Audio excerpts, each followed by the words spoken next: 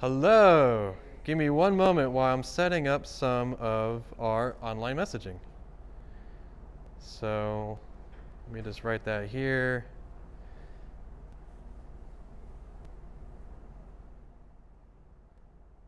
Okay. Good, it's the right post. All right. Let me make sure. I'm going to kill you because, well, okay, I'll get a name tag later. Because I'm kind of hooked. I'm a slave to the audio. So we'll wait for a little bit, but just kind of a little bit of introduction since we're kind of getting started. We got a couple folks in here. Wanted to kind of thank everybody for coming out today. My name is Wesley Adams. I'm here with the Central Ohio Game Dev Group. Who here is first time? Your first, good. This is great. Thank you so much for coming out. So we've been around for a while, probably, over 10, 12 years at this point. I've lost count. So we do have like a wider range of groups here. So new people come in all the time, veteran people come in all the time. In the middle, we get a mix of everything. So this is a great event if you just kind of want to see what's going around the Central Ohio area in terms of game development.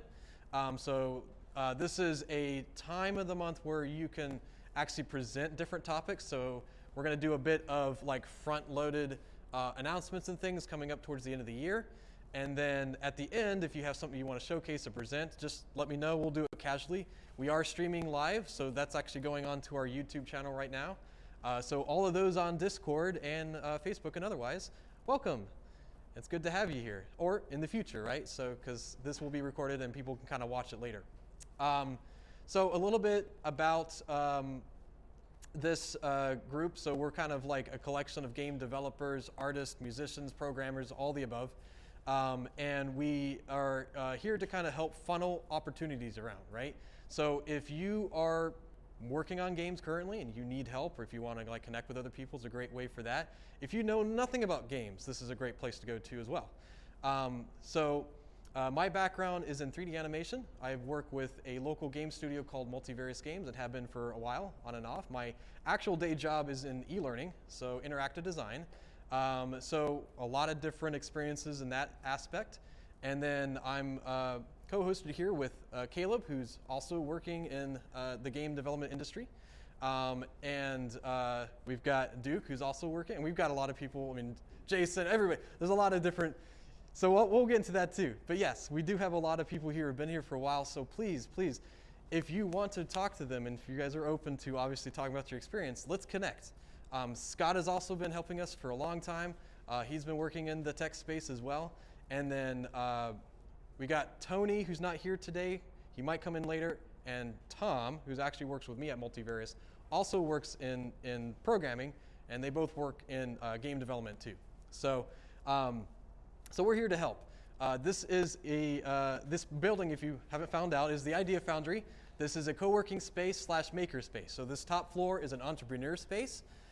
It's a great place if you want to start up a business, from the smallest to the largest. They have rooms that you can rent out just like this one. So if you're interested in that and doing something like a floating desk or up to like a big office, let me know. We can kind of talk about those opportunities. And then also the downstairs, the maker space. So they do classes, wood shop, welding, laser engraving, all kinds of different things. They have all kinds of holiday things too, which are fun coming up.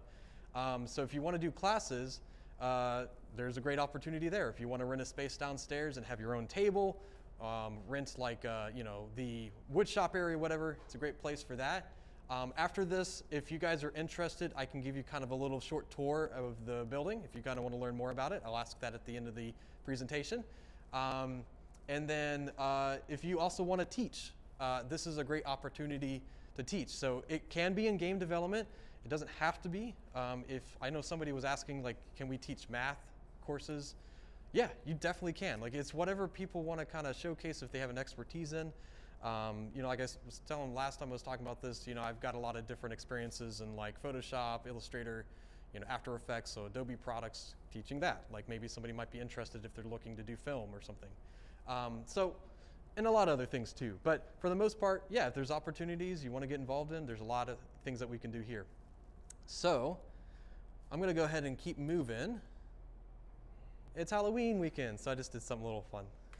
As I was like saying before, a couple of you guys saw it. Anybody see the skull? I hit a little skull in there, right in the middle of the O. If you need Wi-Fi access, it's up on the board, but also here. So if you need to connect, they've got Wi-Fi access. If you need help with that, let me know. If you need bathrooms, you can go right out here. There's an exit sign that'll turn towards the right. That's the shortest one. It'll be down the hallway on your right. So right out here, there's an exit sign, turn right, and then the bathrooms will be right on your right. That'll be the easiest one. There's also an exit back there in case you need to do, for emergency reasons you need to go out. There's a back door there. And then, yeah, just kind of want to give a little scope of what our group entails. So we're a collection of game developers who want to help each other make games. We collaborate with local groups like Columbus College of Art and Design, Columbus State, OSU, and more, as well as other different game groups in Cleveland, Cincinnati. So we're all helping each other out. So we have a couple different events that we want to talk about. As you may have seen if you've been here with us in years past, due to holidays, we are actually pushing our GameDev Meetup, so like this meetup right here, towards next year, just because they're so close to holidays. And I'll go more into that as well. And we're looking to do prototype and play for November, but we're still finalizing that date with the Idea Foundry. And then as always, Caleb does a really cool Let's Play series where he does that online. So this month we did, how many of you heard of Inside? Yeah, so we did a live stream of that. So basically we do a breakdown of a game, either one of our COG members might make a game, or we just find a game that would be kind of fun to play, and we kind of break down the mechanics of it, what works well, what could be improved. So that's a great way to kind of get some breakdown with that. And we encourage the community in YouTube chat to kind of critique along with us, see what they like. So we have a lot of different social media shout outs too. If you see these flyers on the table, that has all that information on there. Our website, thecogg.com, thecog.com, has all our information as well. So if you need kind of one-stop shop, that's a great way to put that in there. Another great one, if you notice, is we've got our Discord channel. That's a really great place to kind of connect with us immediately. We kind of live there at this point online. So if you want to talk to us throughout the week, this is a great way to contact us. Otherwise, you can also contact us through info@thecogg.com, and that goes directly to me, and I can kind of answer questions as well. So we have our GameDev Meetup like this, has presentations, and then we have our prototype and play, which is usually like in the same room, but it's more casual in the sense we bring in pizza and pop and stuff, and you bring in games, right? So if you have a game you're currently working on, a finalized game, whatever, work in progress, that's a great time to showcase your work, right? And it can be a game. I've seen people do tabletop games, card games, tablet games. I mean, people just working on projects and wanting to kind of work in a cool space with other people. It's a great way to collaborate with other people. So we've been doing that for several years at this point. And that's the second Friday of the month. And then our Let's Play is the third Sunday. And then, of course, our GameDev Meetup is usually the last Saturday, usually the 4th. Sometimes it's the 5th, depending, or if you need to move stuff around. But that's usually our cadence. We have those 3 events all the time. So we're always working to try to keep those if we can. And yeah, so that's more of that. We're over, yeah, I always do that. We got a lot of members on Meetup, so you can look at that. We got a lot of members on Discord. We're growing there. But for November, yeah, we've been doing this for a while with COVID and everything. We've been kind of like testing the waters and making sure, like, are we ready to go back in? We've been going back in for a while at this point. So we're trying to do in-person events where we can, right? And we've been doing them pretty frequently. As the month goes by, obviously we've seen in years past, obviously 1 or 2 years, because it's only been that long. We've been tracking the records, and it can get a little bit more dicey towards the end of the year with flu season, right? So we'll let you guys know as soon as we can find those things. But for right now, currently, we anticipate having at least prototype and play in November and prototype and play in December. That is our goal. So as we mentioned, you don't need to wear masks or vaccinations. We encourage it, but we always have PPE supplies. So if you guys ever need anything, obviously we can help you out with that. All right, cool. So we're talking about the COG team announcements. And so, cool. So what I wanted to do is kind of do a shout out to a couple of things. If you get a chance to, check out our website. It looks like this, like I mentioned before. This has information about, our group, events, news, resources if you want to learn about more things within our community. And the big one I always like to showcase is this COG Games tab. If you have any projects that you're working on or know somebody that has one, this is a great way to kind of see a snapshot of our games. Basically what we're doing is we're just collecting games at this point. Eventually we'll categorize them into groups that kind of make more sense, so if it's indie or complete or whatever. But if you click on either this here button link or this add my game link, it'll open up a Google form. And it just asks us for some simple information, really quick information about your game. I get that, I check it about once a week, and then I make it, and then I email you back, and then say, hey, does this look okay? And what it does is we use this as a way to promote this at our events, right? So either these events or expos or whatever. So we want to see your games so we can show them and share them and get, it can be like a game. I've also seen people do it for Kickstarters. So if they want to get a Kickstarter up there, it's a great way to help us promote that as well. We will obviously help spread the news too. So if you do have a game that's coming up and you want to do a crowdfunding campaign, we're happy to kind of share that in our networks, Facebook, Twitter, Discord, all that good stuff. So any way we can help promote you, let us know. So definitely check that out. It's something that we've been working on a bit more. It's an evolving process. And then this is our COG game dev group. So this is a great way to talk to folks. We've had this Facebook group for a long time, so it's a great way to get information. We also have a Twitter page, of course, that we don't post as much, but we're working on that as well. And I think the only event that I know that is coming up in November is it Torgs? Usually have, Torgs Game Expo. So this is a great event coming up November 5th? Where was it? Oh, this might be, November 5th from 10 a.m. to 6 p.m. at the, it's at a hotel this year. Yeah. So if you want to learn more, go to torgsevents.com. That's a great way if you want to just see some really cool games. It's a great place to kind of do some competitions if you want to, or just get to see a lot of games being played. I think a couple of our members are showcasing there as exhibitors. So definitely check that out.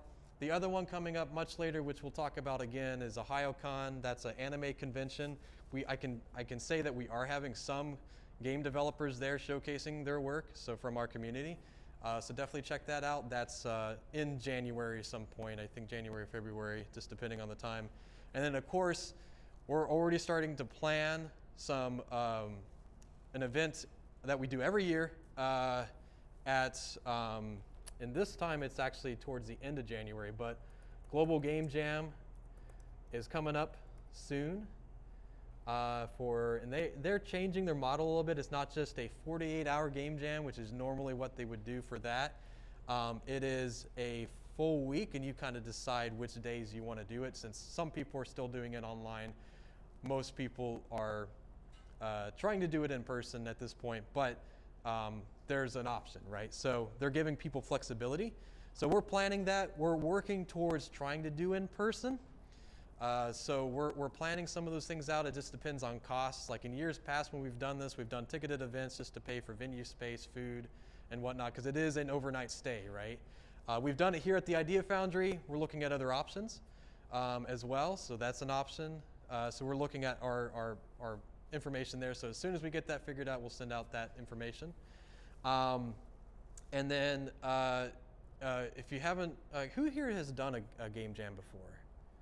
Yeah, okay, cool. Yeah, so some of you might know what I'm talking about, but basically it's a great way to work with usually like people you've never even met and work on a project for a short amount of time.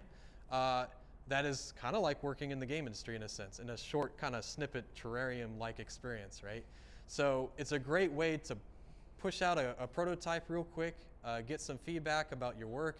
You don't need game development experience. What we usually do is we get an assortment of different people coming in, so we try to pair people up with veterans and people who are new, and you'd be surprised how much you can learn in 48 hours. And it's not a competition, right? It's just kind of there to kind of get with a team, make a game real quick, and have some fun. So definitely encourage that. We try to get a lot of those throughout the years. We have one for GDEX, which is a game expo we help to host too. So we try to get as many of those as possible. Okay. Cool. So I think I'm about wrapping it up. The one thing I wanted to mention is, so as you know, hey John. Hi. So I probably have her go over here. Come on, Missy. Yeah, because that's all wires. People. Yes, we love people. You can, oh, gonna take down the column. We have a dog on the stream, if you didn't see that. So something that we wanted to note, and this is something that is coming up quite a bit, is kind of how I front-loaded some of the information before, but we're now evolving our platform for COG a bit more. So this is new as of like a couple of days. I mean, in some instance, we knew this was kind of coming up, but what our goal now is, in years past, right, we've had this space for free, right? Idea Foundry is awesome. They've been helping us out. They've been providing this event for a multitude of different years, helping us out with the space. But what we're trying to do now is, as they've helped us, we're trying to help them kind of help push their business, right? And help them grow. So in that, what we're trying to do is obviously if we're going to do events, they're going to be rented space events. So like this would be a rented space. And then if we have other events, we would probably do more things that are specialized, like a global game jam would be a specialized event that would be a ticketed event. But our goal is to always have events that are evolve a bit and kind of bolster our online events. So that's why we have our Discord up, our YouTube up. And since we've been in person, unfortunately, until we've gotten the ability with Caleb's help, to actually go in and stream our events to those as well. So we want to kind of keep those groups because we realize some people can't be in person and some people rather be in person. So we're trying to grow that connection. So we ask for your patience as we start to evolve in this scenario. We are talking to a lot of different groups. There's like local student groups, libraries. We're even talking to Game Arena, which is, they have a new event downtown over there by the Linux Theater. Well, not the Linux Theater, but the Drexel? Whatever the theater's down there. But there's another spot that they opened up, really cool space, trying to find out what we can do with them and just do some more cool things around Central Ohio. Like the Idea Foundry is awesome. And we call this home and we continue to call this home. We love this space. They're so great. But I think what we're gonna do is continue to evolve and try new spaces and new opportunities, which is what we've always wanted to do. Because a lot of us here have always used this space as a place to grow, but we also want to grow you all as well, right? So a lot of you have been working on games, a lot of you have been working on projects and trying to figure out how to actually push that out to the market. I'm getting a lot of that the last couple of years, and we're trying to figure out ways to do that. And one of those ways will be connecting and networking with other different groups, right? Because you might find someone that's like, hey, cool, let's sponsor your project, or let's kind of work through here or there. Or having events that we can get professionals, maybe it's a paid speaker event. We go to a location and they can help kind of push our group through education. So we're always trying to find ways to kind of move through that direction. So we'll start to see some things in 2023. I can tell you now at the end of the year, our goal is to have in-person event for Prototype and Play in November and December. And then we're still working on the schematics of the 2023, so January. But we'll keep you guys posted as those become more clear. And then we'll let you know as soon as that becomes more visible. But yeah, if we can't find a space, we'll default to online. We'll let everybody know how that works. It's usually just through our Discord and YouTube. But if we can, we're always trying to do in-person events because we know that it kind of benefits everybody to have both. So that's kind of really want to do a big note and shout out. So if you do want to help, there's a couple ways you can do that. One is, I'm getting a couple of these things. So on our website, if you go to our front page, at the bottom, I think that's how I got contacted, there's a Become a Volunteer. So if you want to become a volunteer, we're actually collecting a couple of different contacts right now. They've gone through that, and we'll be getting out. So definitely Caleb's been helping, Scott's been helping, Tony and Tom and whatnot. We've had all kinds of people helping. But now we would like, especially as we start to evolve, we would like to get more help. So if you're interested in helping out with the website, or if you're interested in helping out in events like this, set this up, or if you want to help coordinate and reach out to folks like libraries to see if we can do that. We have all kinds of different things we're starting to funnel. But we've always wanted this group to be public and a group that's run by the community for the community, right? So if you want to help us out, that's a great way to do that. If you want to teach, like I mentioned before, you can teach here. That would help us out as well as everybody as part of the community, they would learn as well. And then we are looking into options for donations. By no means is anybody required. We're not ever going to do anything like dues or anything like that. We've always wanted this event to be public, but if you say you wanted to help us out, right? We're working on that. There's actually one I'm looking into is Meetup actually has a donation opportunity through a thing called Pledge. We used to have a donation button on Meetup, and that kind of went away, and this kind of came back. So we're looking into that as an option. If you also, find if you want to, know anybody or a business that's interested in sponsoring a tech group like ours, we'll be open to talking more. Because as these things kind of come through, we're looking to do bigger and better things, right? To help grow our community, to help you all. So one of the things I've always wanted to do, for example, which would require a lot of schematics, is figuring out how to get, for example, like a local funded grant for game developers if they want to start up a studio. So those are things that we're always talking about in the background and trying to figure out the logistics for. So if we do get a bit more funding, right, that we can make those things possible. And if you have ideas, let us know. We're open to it. Talking about that, something that we're working towards the end of this year, and I've been talking about this a lot, so pardon, I know the last couple of months, I've had a wedding and, traveling, and then I got sick, and it's been a whole thing. But I'm good now. So what we want to do is get a survey out there, and so this is for everybody on Discord too, and on YouTube. We're going to get a Google Forms survey, just asking a couple questions about your thoughts, like what do you think about this? Do you have ideas for that?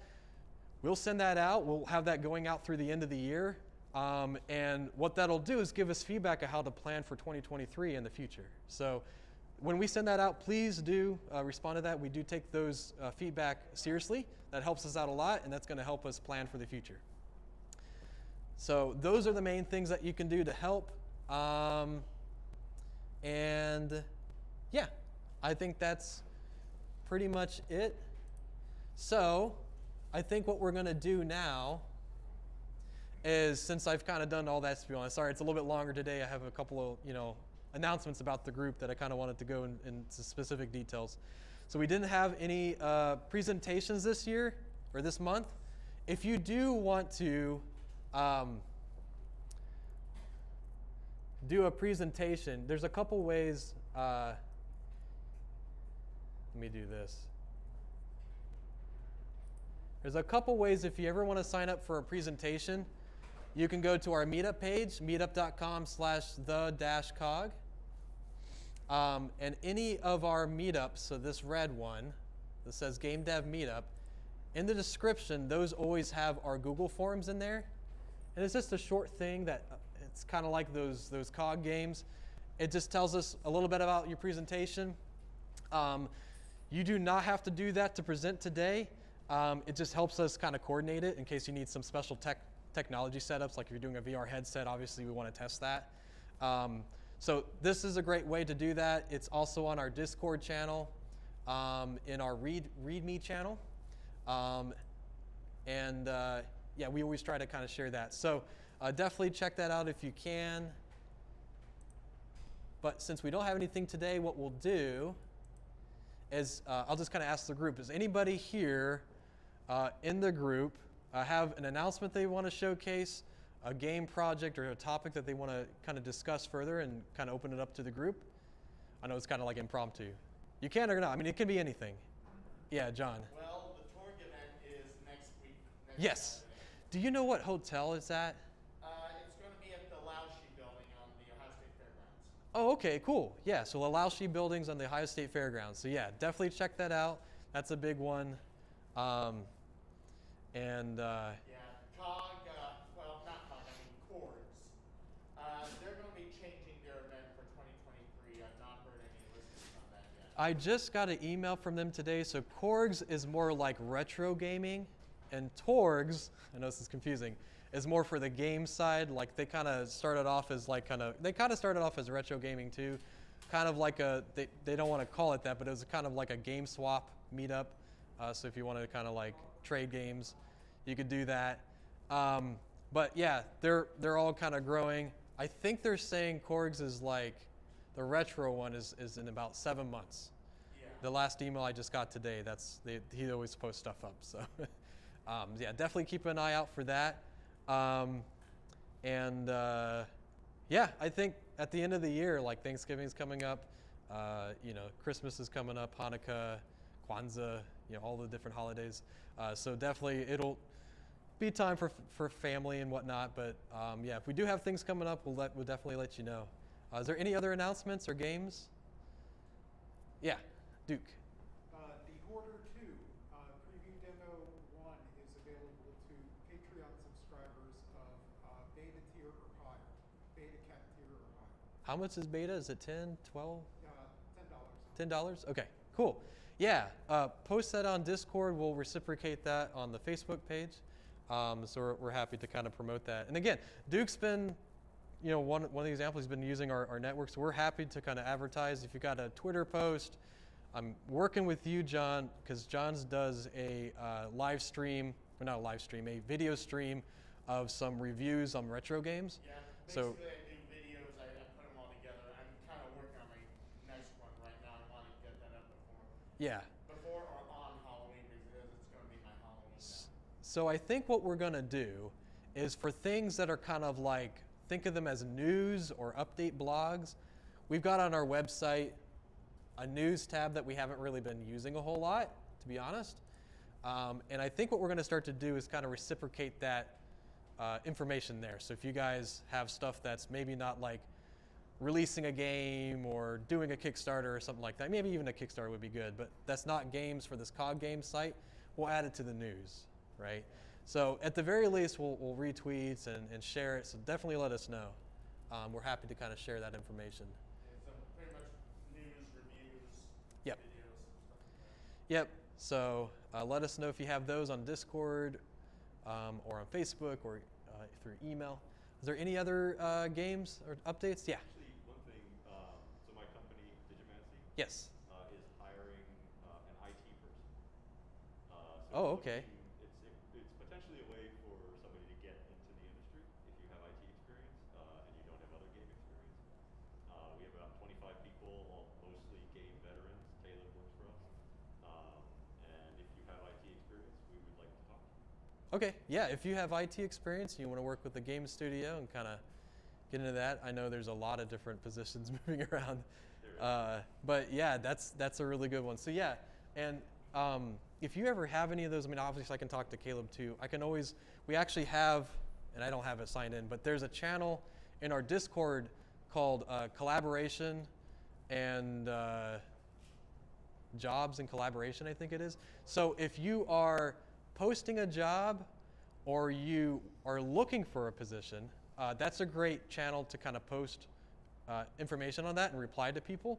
We have had a couple of folks, I mean, go in there and apply for positions there and work with other people. So it's a great way to kind of do a grassroots-like communication on jobs and opportunities. If you're a student, right, and you're looking for a way to get in, and you have like I think you said you're getting into audio, right? So maybe you're looking for a studio that might need audio talents of some sort. That's a great way to post your skills and your portfolio and whatnot, as well as promoting different game jobs. And we try to cross-promote that to other different networks too. There's another Discord that we try to cross-promote as well. So if you do have those things, let us know. We're here to help you. Our goal really is just to funnel game development opportunities to help everybody else out. But yeah, that's a good note. Any other announcements? Yeah. I mean, if people are interested, I can show off a prototype of Isle of Disaster right there. Yeah. That'd be great. Yeah. It's very rough. It's got some funny features I can show off. I like your jacket, by the way. I think I've seen that before. Oh, the Exultant games? Yes. How long you had that? A few years now. I guess I just never seen it more. I don't always wear it. Where So- can we sit? You can set up here, and so what I'll do is I'll just unplug this. I may want to borrow your mouse. I forgot to bring mine. That's fine. You have the.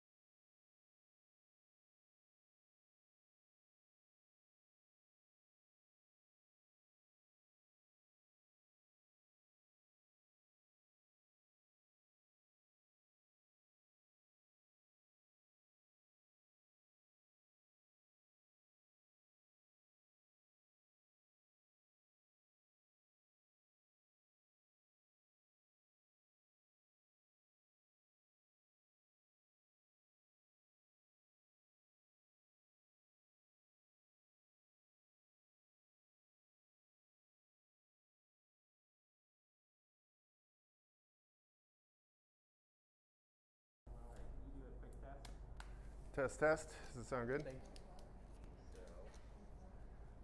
Does it make sure it's not muted or anything on here? Is there a... Can you make sure that those are pushed together real well? Yeah, that's good. So how about now? Is it coming through? Yeah, I'll turn it up a little bit, but Yeah, mine was like here. Let me try moving it up a little higher. Let me put it up here maybe. How about now? Good? Okay. Hello everybody, my name is Jason Conaway and I'm with Exultant Games. It's an indie studio created back in 2018 with a couple of my partners, Mike Kawas and John Ritter. And I don't need that. Oh, what did I just do? I don't care. No. Or yes, cancel, I don't want that. So I've been in the industry since 1996, making games mostly as a software engineer. I've worked for a bunch of big companies, Electronic Arts, Riot Games, been with quite a few big companies for most of it, but so being an independent developer has been a new journey for me. And it's really mostly about trying to explore a different side of gaming. And back in 2018, I had the idea of creating a game around natural disasters that was going to be more sort of strategy focused. And as we were working on it, we were making good progress and whatnot. We even pitched to publishers and whatnot as a simple demo. Got some good feedback. And one of the main things we kept getting over and over again was people didn't quite get the idea right away. Like it wasn't something you could just immediately latch onto with just a quick description. And that's a real killer, right? That's something that is something that makes marketing your game hard. You know, it's one of those things that I think as indies we need to be really careful about, that you have something that people can just immediately understand and grok at least the core of it quickly. And so taking what we had, I wanted to recreate a new game with some of the same assets, some of the same ideas.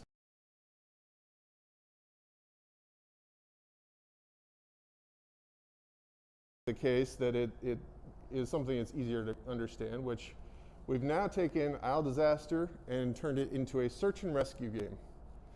So hopefully that will resonate a little bit easier. It'll show off better.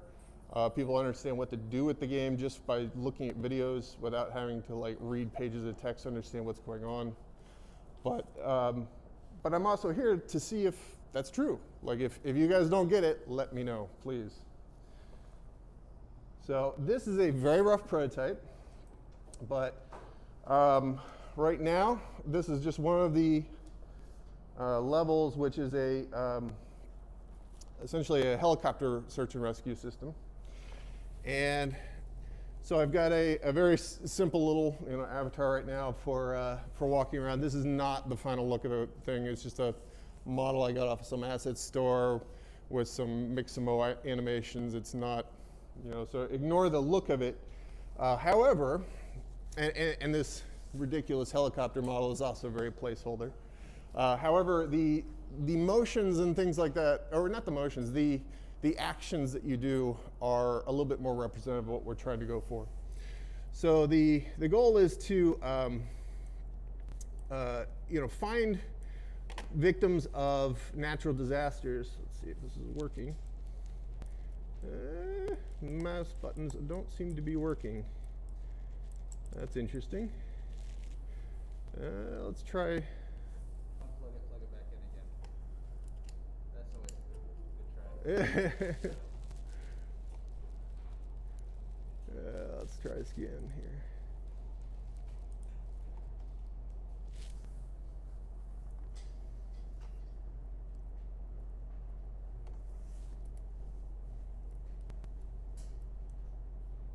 It's not registering. That's interesting. Well, actually, even this isn't registering on the mouse pad.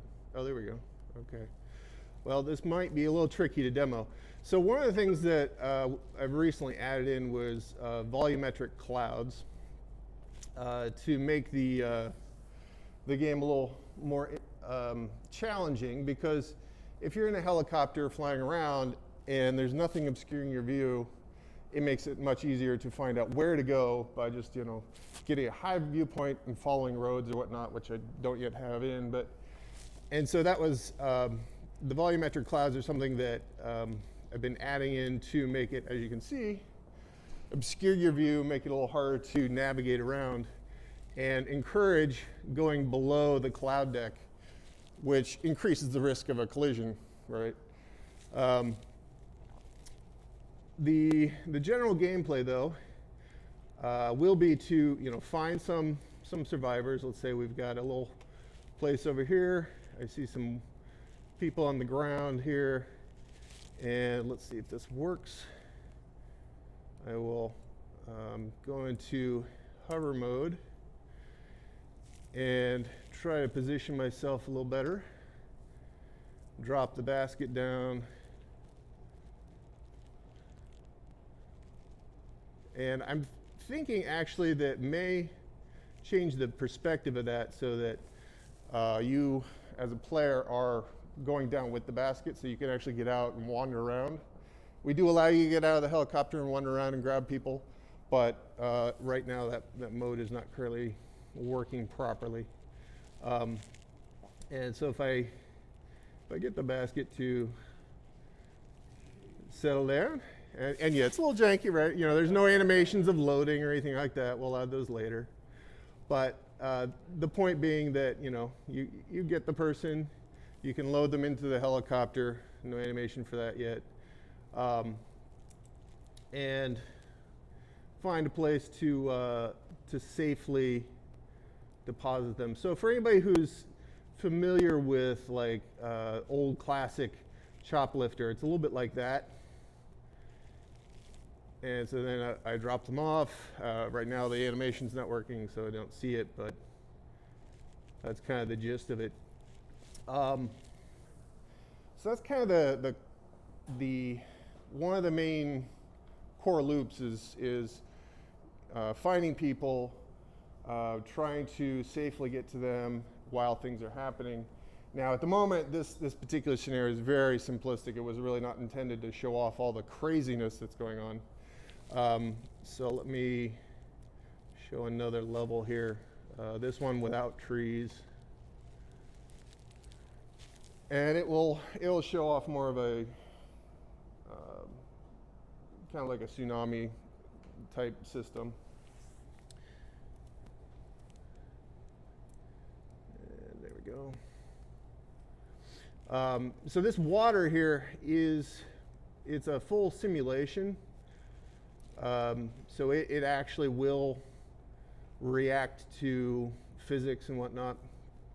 And as we can see off in the distance here, we've got a tsunami coming.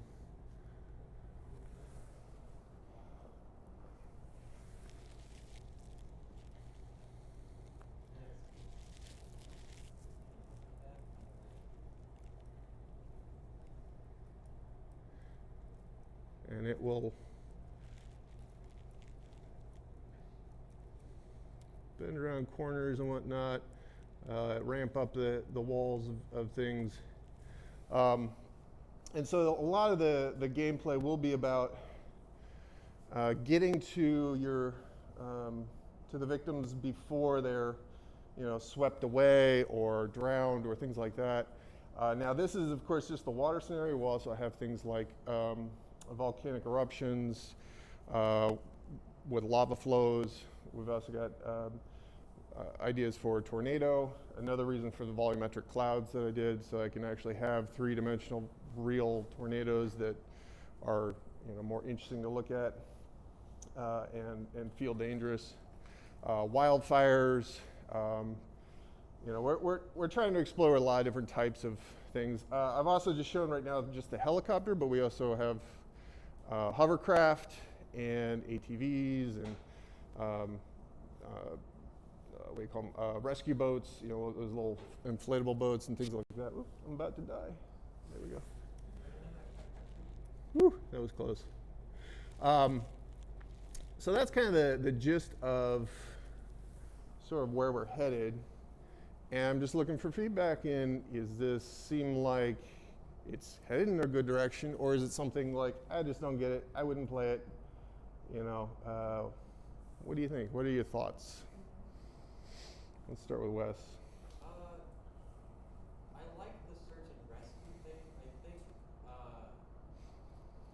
I don't know, I like the style that you had before where like you had the tribe people like kind of working with the spirits and stuff like to kind of gauge where natural disasters come in. So I kind of like to see some of that integrated here to make it, I guess, more gamified, I guess. That's what to describe it. So like, I don't know if there's some kind of like way to merge the two. Yeah, I mean, one thing I haven't shown off here yet is the fact that these people will be, when you come across them, they're going to be active, they're doing things, they're actively trying to rescue themselves, and then you come in and actually save the day because they're not able to on their own. But what will be gone is like, we used to have it so that you had um, you know, the resource collecting and the building of structures and stuff like that, that will not be in the game, right? The buildings are already there, they're being destroyed by the disasters, but they're not being built by you anymore. Because, you know, I feel like that's a mixing of two genres, but maybe, you know, maybe we want to go more for build it up, tear it down. I don't know. We'll see. Yeah. How do you find the people? Like, is it just like Excellent question. on the ground? We are still trying to figure out how we want to portray it. One of the key questions is, what are the clues that real search and rescue people utilize when they don't know exactly where to go? A lot of it will be using the clues of things like following roads, looking for structures, seeing where you know, some debris is coming down a river and following that back up the stream, things like that. In the case of wildfires and whatnot, you'll see more visible signs of burning buildings that will clue you in. But we're also looking into things like having forward-looking infrared vision, so that you can see through the we call it the canopy of the trees. But the trade-off being that when you do that, it's it obscures your vision for other reasons. So haven't implemented it. Don't know whether it'll be fun or not, but we'll see. Yeah. I kind of see a few parallels to like two games, two old school games. Defender had by Williams. You were blasting aliens in that one, but you also had to rescue people in there. Right. But this also one has a little bit of the pacing of an Activision game called Barnstorming. Oh yeah, yeah. You're kind of flying a biplane and like blowing, like you're just flying through barns and stuff like that. Yep. This kind of reminds me a little bit of that pace. Right. It's like where you're just flying through barns and stuff like that until you reach the end of the timeline. So Exactly. it has that it has the rescue pace of Defender minus the aliens. So Yeah. Yeah. We're not going for that kind of vibe, the alien vibe, but yeah, definitely. It also has But the that nice slow pace and simple objectives that Barnstorming had to offer. So yep. it's like flying. It's like flight. It's like the flight of Barnstorming and the rescues of Defender, Yes. but minus the aliens. Yeah, exactly. Another thing that we're experimenting with is being able to radically alter the terrain quickly to kind of control the disasters in some way. One rather primitive example of that is right now I can kind of like drop bombs from the helicopter. So if I want to, I could, you know, like aim for this island here and shoot some bombs off and blow up areas. And the point being that it would allow you to do things like, say there's a natural levee with a lake behind it, but downstream a village is starting to get threatened by the floodwaters. Well, you could go up and blow the natural levee away and have it divert water into some other section, buying you time to go rescue those people. You know, we don't know exactly yet how we want to do all those mechanics, because like dropping bombs from a rescue helicopter seems a little weird, right? Like that's odd. But maybe what you could do is, you know, get out of the helicopter, plant explosives very specifically, and that way you know whether there's anybody around or not, that kind of thing. But yeah, if you have any ideas that I don't know that we'll keep that ability or not, but we'll see. Oh wow, get some weird physics there. Yeah, I did something recently that's messed up the buoyancy physics, so sometimes they get extremely crazy forces. And my frame rate's really bad right now. Don't know why. Yeah, but Are you going to have, like, are there going to be disasters that are, like, dynamic in the sense that they're generated randomly? Because I know that's what Yeah, so there will be two modes. One is a campaign mode that follows a story. I'm not prepared to talk about the story yet today, but that will be a more, kind of linear focus thing where you have predefined levels, set piece type disasters, and that'll also allow you to kind of replay those sections to try to get better and better each time, and kind of compare your runs between runs. But then there will be a sandbox mode where we're hopefully allow you to actually even edit the levels to your desire before just playing around and having fun, and have random randomly done disasters and stuff like that are oops. I'm wondering if, like, yeah, because you would want an ability to be like, if you're using bombs, right? Like, how do you keep them? How to use them? And obviously, like, people are just like bomb stuff up. But if they find it to be useful, like, Yeah. they want to see a case scenario where Yeah. that would. And that's where the structure and pacing of the narrative focused journey really comes into play. Is it it really will have kind of tutorial levels followed by and tutorial meaning that there is a story that's set in a location that's a little much safer, not but it still is asking you to do those kind of operations like blow up a levee or something like that, but in a context that is not as risky and based on time is going to tick down and you're going to lose kind of thing. Yeah, I kind of, because I know you talked about this before, where you're trying to figure out how to allure the player into finding where the disaster is happening and how to react. I wonder if there could be like an intel comm center or something where they can be like, hey, someone in the forest somewhere, there's fire. Yes. So you're trying to find smoke, or they have radar that can kind of give you coordinates. I mean, it's Yeah, a very gaming thing is to have UI tell you, but I think it'd be cool. Yeah, no, I think it's still a valid way of approaching it. We've discussed it, and that we do want a command center because before each mission, you will have a briefing, to say what the scenario is, where we think generally people might be, and things like that.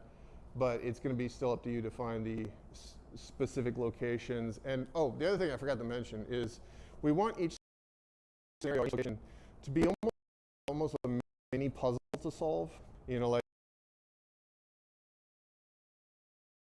when you assess another's barn or something like that, but they're on the second floor.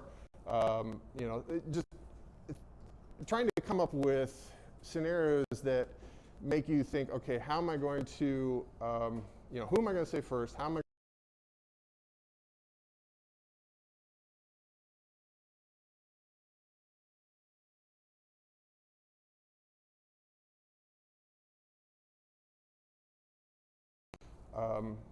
so there are constraints, as a player, you're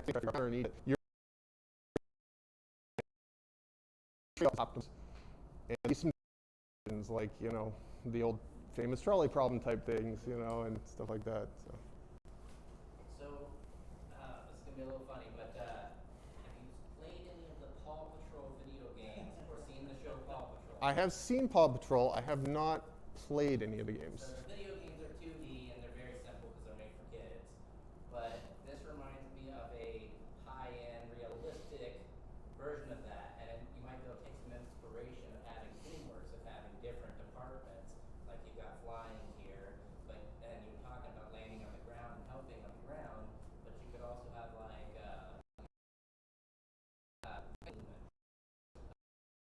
more realistic, but they do a very good job in that show of showing the different branches of safety and how they work together to solve complex problems. And but that's just what Cool. kept jumping out to me Yeah. as you were talking. Is those concepts. I was also going to say, I don't know how realistic you want to go, but there's a YouTube series called Smarter Every Day. Yep. And the guy does a long series on the Coast Guard and what they do to rescue survivors. Yep. And it's really kind of neat how they like wave the water to kind of find out where people are. Yeah, I've watched those videos. I've watched a lot of search and rescue videos, getting inspiration for a lot of them. There's certain activities that are realistic but boring, shall we say, right? And so I'm trying to find that balance of like what's going to feel good as a player and yet still be kind of realistic. And that's why the bombs like right now aren't very realistic, but they're kind of fun. So it's like I got to find some way of incorporating that in there, but I don't know. Yeah. So with the bombs and his idea, one of the things I was kind of thinking of was instead of dropping bombs, you're kind of dropping waypoints for another crew to come in and do the dedication. There you go. Or something like that. That's an excellent idea. It's kind of that you're working with different teams and coordinating them. Yeah. Versus just blowing them. I kind of like that too so the other reason I like that is that when you're up in the air, watching the explosions go off is way more satisfying than being on the ground. And so that kind of solves that issue. So that's a good suggestion. Yeah. So, piggybacking even further, one of the things that this reminded me of was Star Wars Rogue Squadron, Uh-huh. which I really loved as a kid, and it had a really nice mix of like kind of search and rescue type missions, more like military type operations, that sort of thing. And I was kind of thinking along the same lines of like there could be something where it's like maybe the bombs aren't something you can always do, but Right. the Coast Guard comes in, some other kind of military organization comes in, and for certain scenarios, now you have bombs available to you or something like that. Yeah. I feel like there's a lot of possibilities with like diversifying who's doing what and having those that work together to say, hey, we might want to blow this up, and then separately there's another team that gets to kind of decide what to actually do there. Yeah. Yeah. Absolutely. Cool. I think you had a. Yeah, piggybacking off of all of that. Something that, I don't know if you thought of this, but it makes a little more sense thematically would be maybe to have like a fire hose on the helicopter to Mhm. like interact with fires and stuff. I feel like that would be pretty cool.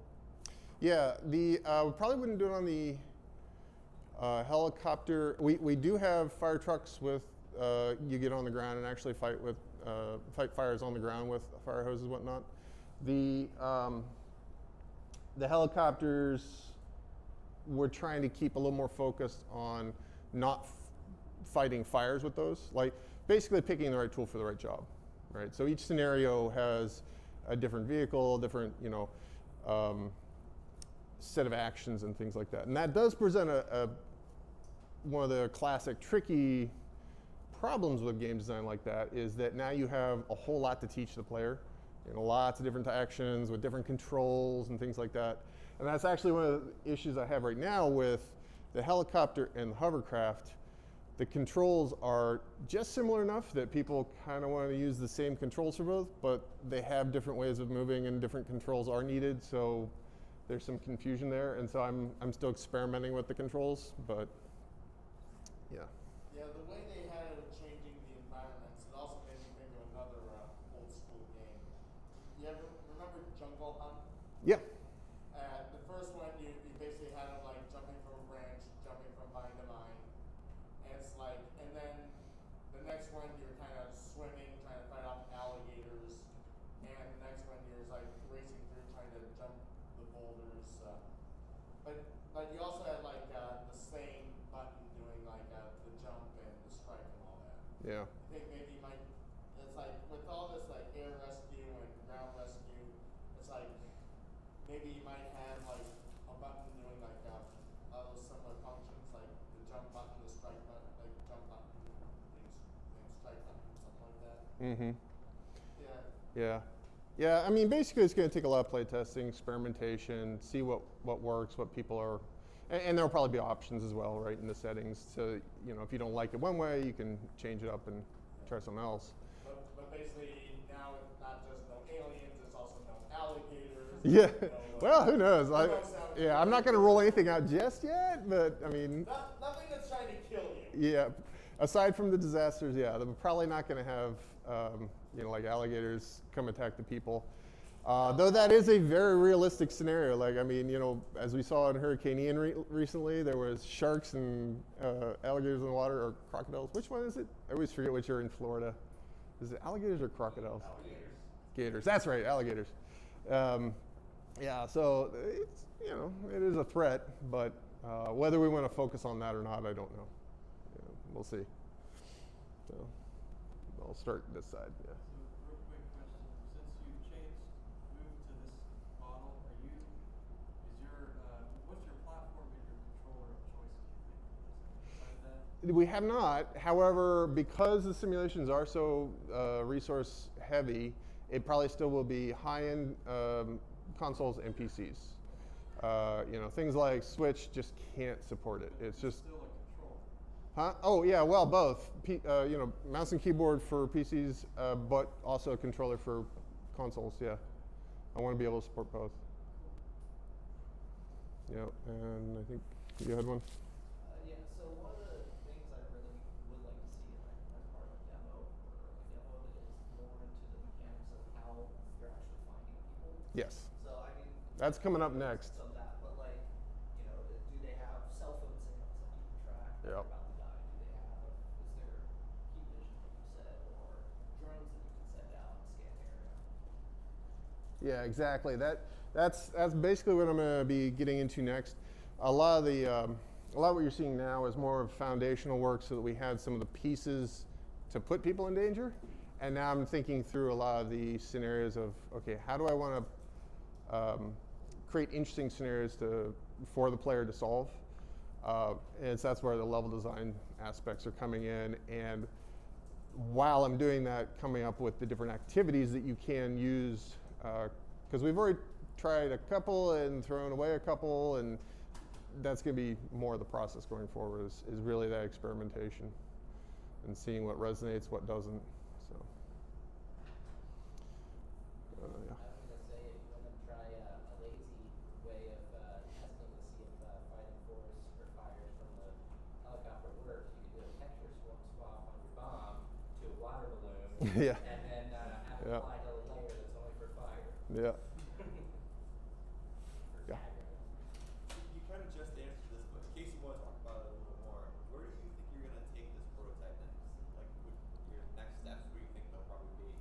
Yeah, really most of it's going to be starting getting into the actual scenarios, like trying to do some working through essentially the puzzles. And so right now I've been doing a lot of research, like I said, watching real life search and rescue scenarios. The whole Hurricane Ian thing, there was some amazing footage that was really inspiring. One of them particularly really moved me, like emotionally moved me. And I want to capture those moments so that it doesn't feel just stale. I mean, I want you to actually feel some emotions as you're rescuing these people, not just, hey, this is a fun activity to do and I'm good at it kind of thing. I want to get more out of it than that.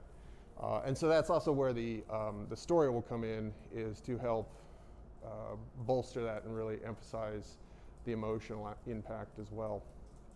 But like I said, I'm not really prepared to talk about that. It's still very much in flux.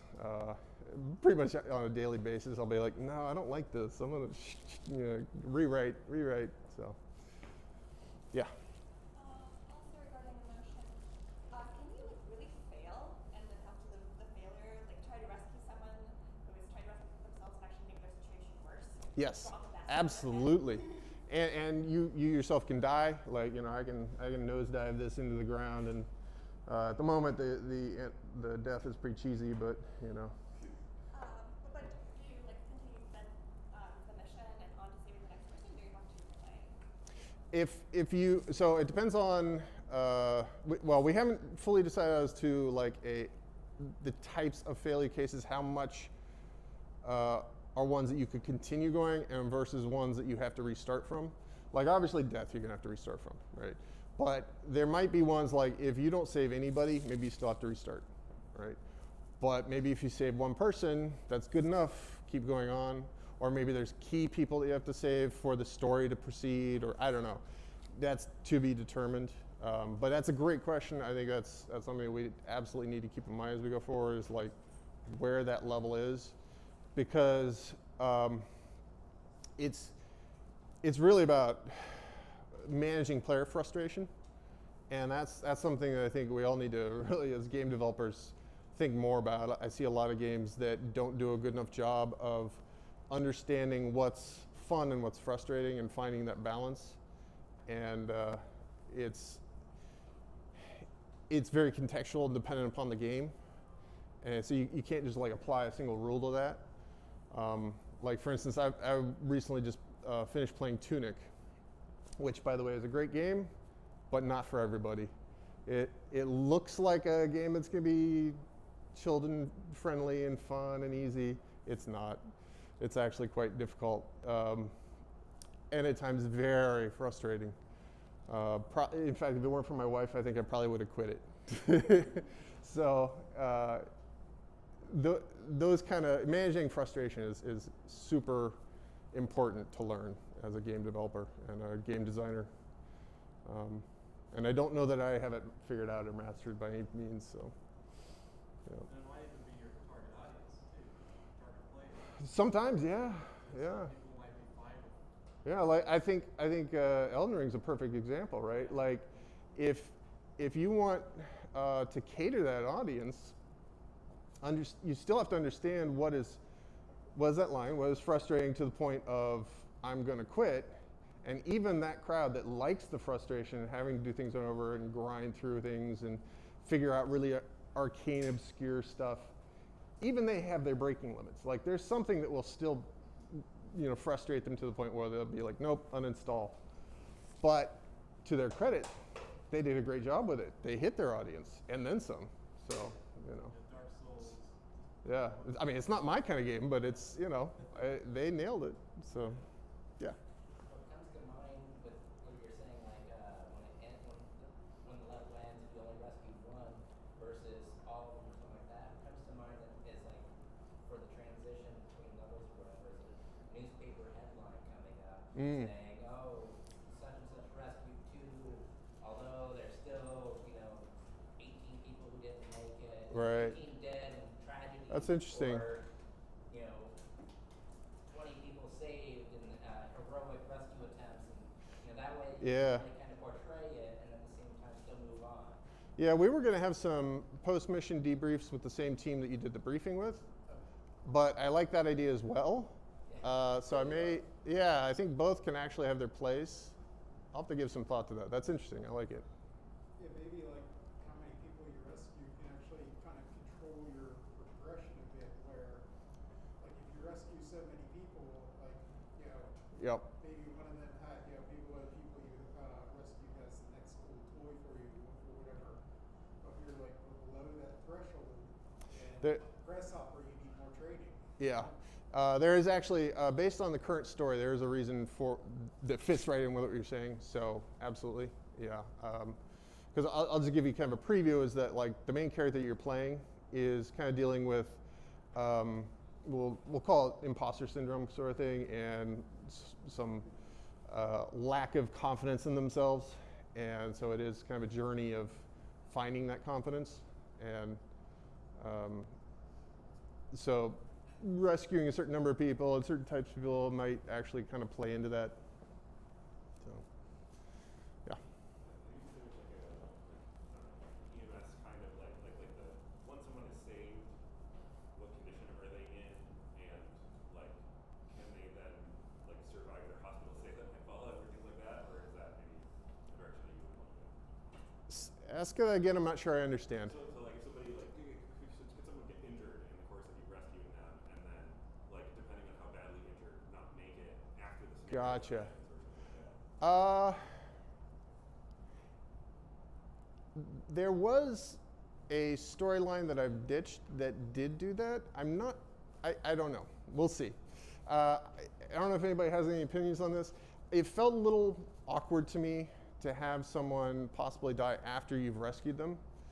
As a player, it can be a little frustrating unless there's something to mitigate that with a real reason for that being, right? You can get away with that, but it's hard to pull off, and I don't know that I can, but we'll see. You're kind of giving something to the player than taking it away. Yeah, and there's certainly games that have done that many times, and they've done it well, but it's hard. It's really hard.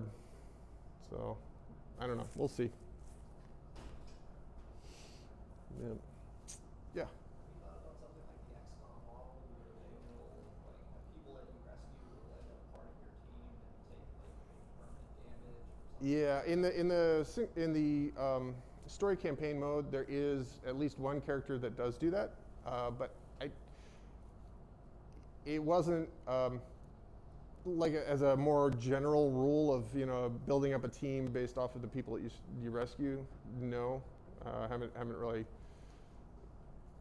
entertained that thought, and I don't know that I want to go that way, but like I said, it's early days, so. Anything else? Cool. Well, thank you so much. Excellent feedback, people. Does it have the same name or is it a new name? What's the name? Yeah, so it's still Isle of Disaster. Part of the reason is a little bit of a silliness that if you say it quick, it sounds like I love disaster. If people wanted to try it, do you think they'd be able to? Or Not yet. Not yet? Yeah. So It's, eventually we'll get to a point. yeah, eventually, but right now it's definitely not ready. Okay. Cool. Well, thanks so much for showcasing. Yeah. Switch it up. Before I put this on, does anybody else have anything they want to showcase for today? Any games or topics or? Oh, you're rubbing your hands. Are you? I'm Sam. Oh, okay. I was just. Yes. Yes, excellent, excellent. Okay, cool. Let me just mic this up so people online can hear me. I can show off the Quest Pro. Ooh. Yeah, I do kind of want to see that. I mean, I don't have anything on it to show off. 'Cause, like, I just got some new apps. Well, it just came out, right? So. I can get it out and let people see it. Yeah, that'd be cool. Yeah, so Quest Pro, if you guys want to take a gander at that, James has that. You can showcase a little bit. Oh, I probably need to. Yeah. Yep. Oh, do you have the dongle for the?